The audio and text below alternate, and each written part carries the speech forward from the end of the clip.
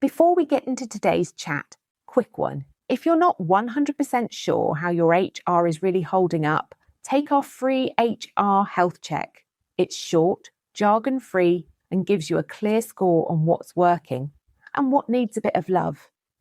And if you do it before 1st April 2026, you'll get a bonus 7-pillar strategy on a page, tailored to help you manage HR brilliantly for the year ahead. Just head to kateunderwoodhr.co.uk/HR-health-check the link in the show notes. Picture this. It's a Monday morning. One of your team starts their shift. Within 10 minutes, they nearly trip over a box that's been in the same spot for 3 weeks. They catch themselves, they carry on, they say nothing. Because the last time someone mentioned something, it went on a list, the list went in a drawer, and nothing changed.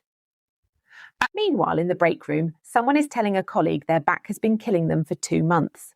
Wrong chair height, screen too low, hunched over since January. But they haven't said a word to anyone in charge, because it feels like making a fuss, because no one has ever asked. And your manager? Your manager knows about the box, has a vague memory of someone mentioning a bad back. But they've got 12 other things on today, and neither of those has blown up yet. So they're waiting. That is how health and safety fails in small businesses, not with a big dramatic incident. Quietly. In a near miss, no one writes down. In a pain, someone shrugs off. In a conversation that never starts. And today, World Day for Safety and Health at Work, feels like the right time to talk about that. Welcome to the Hive. Hey there, welcome back to Buzzing About HR, the podcast for small business owners and HR professionals who want straight-talking, plain English advice. I'm Kate, your host, HR Queen Bee, and someone who has definitely said, I'll deal with that later, about something I should have sorted immediately. With me as always, in presence if not in helpfulness, is Hazel, our wellbeing officer who is currently using my foot as a pillow and fast asleep. Today is World Day for Safety and Health at Work. This year's theme is prevention. I've written a blog post on the policy and legal side, what you need to have in writing, all of that. Link is in the show notes. But this episode is about the human side, the near misses nobody reports, the aches and worries people brush off as part of the job, and 3 conversations, just 3, that managers in small businesses keep avoiding. Because a safe workplace is not built in a document, it's built in a conversation. And too many of those aren't happening. Kettle on, let's go. The buzz. What do we mean by health and safety? When most people hear health and safety, they picture clipboards, hard hats, a fire drill at the worst possible moment. And yes, that's part of it. But for a small business, health and safety is much simpler and much wider than that. It's whether your team feels safe doing their jobs. It's whether the chairs, the lighting, the noise, the pace are actually okay for people to work in all day. It's whether someone struggling with stress or burnout gets the same attention as someone with a dodgy step on the staircase. And it's whether your team feel they can actually say something when something is wrong. That last bit is where most small businesses are quietly getting it wrong. You can have every form filled in and every sign on the wall and still have a workplace where people are struggling in silence. Legally, the Health and Safety at Work Act 1974 says you must, as far as reasonably possible, protect the health, safety and welfare of your staff. Welfare. That includes stress, mental health and working conditions, not just slips and trips. The law covers more than most people think. And the gap between what the law expects and what's actually happening in most small businesses, that gap lives in the human stuff, the culture, the conversations, and then the hive check, the numbers. Quick numbers, because they're worth knowing. Last year, 1.7 million workers in Great Britain reported a work-related illness. Of those, 776,000 were stress, depression, or anxiety. That's nearly half. Nearly half of all work-related ill health is mental health. And yet, in how many small businesses does mental health get the same airtime as a broken floor tile? Not many, in my experience. There were also 138 deaths at work last year and over 600,000 non-fatal injuries. The HSE puts the total cost of workplace illness and injury at over £21 billion a year. I'm not saying that to scare you. I'm saying it because the cost of ignoring this, the absences, the claims, the good people you lose, is real. In a small team, one serious thing going wrong can hurt badly. So let's talk about what to actually do. The sting, why the human side gets missed. Here's what usually happens in small businesses. The physical stuff gets done, eventually. Fire extinguisher checked, first aid kit restocked, risk assessment written the week before someone asked to see it. But the human side slips, and there are 3 reasons why. First, it's harder to point at. A box in a walkway is obvious, you can move it, tick it off. But nobody on this team feels comfortable speaking up. That's harder to see, so it gets left. Second, most managers in small businesses never trained to be managers. They were great at their job, so they got given a team. Nobody taught them how to spot when someone is struggling or how to start that conversation. So they don't. Third, in a lot of small businesses, getting on with it is quietly rewarded. Speaking up feels risky. People worry they'll seem like trouble, so they stay quiet. They don't report the near miss. They don't mention the back pain. They carry the stress home. And then something goes wrong and everyone wonders why no one said anything. That is not a people problem.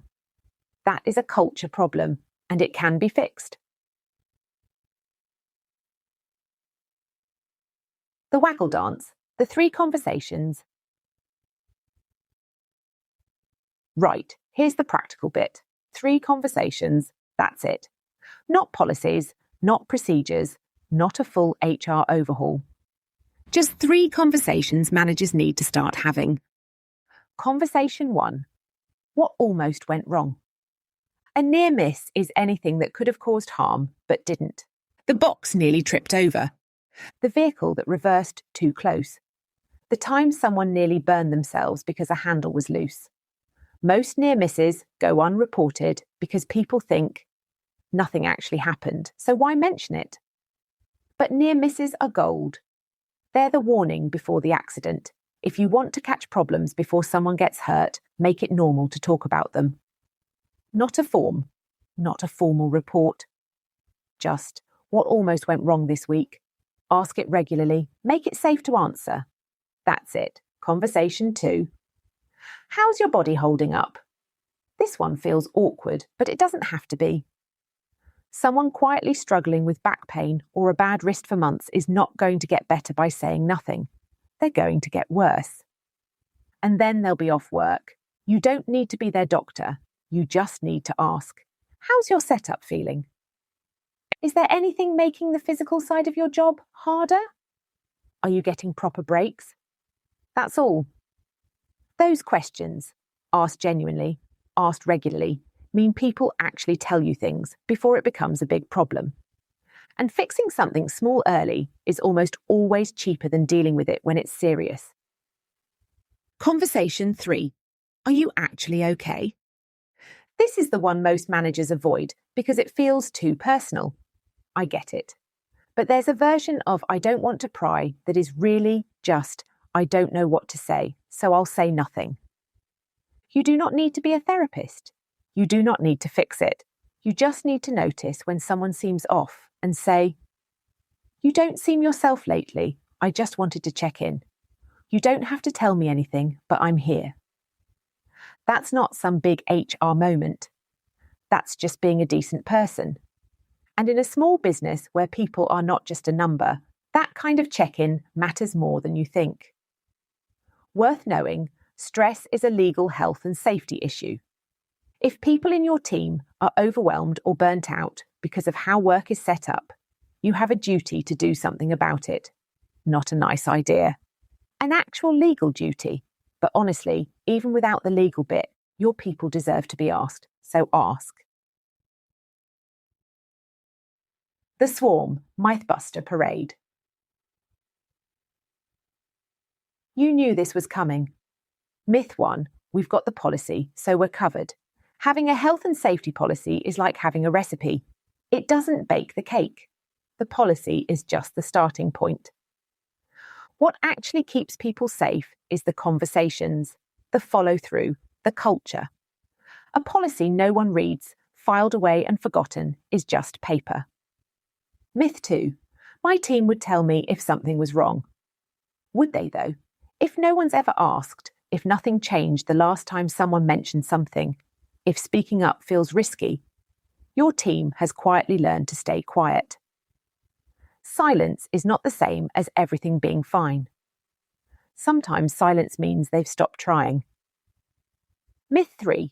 Mental health isn't really a health and safety issue. Yes, it is. The HSE is very clear on this.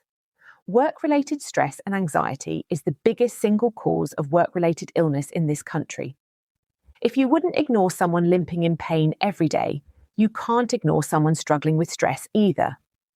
Both are your responsibility. Both need action. Myth 4, I don't want to pry. That's a kind instinct. But there's a version of not prying that tips into not caring. You don't need their full history. You don't need to sort everything. You just need to open the door. A genuine, are you okay? With actual eye contact is not prying. It's your job. The honeycomb, your quick action list.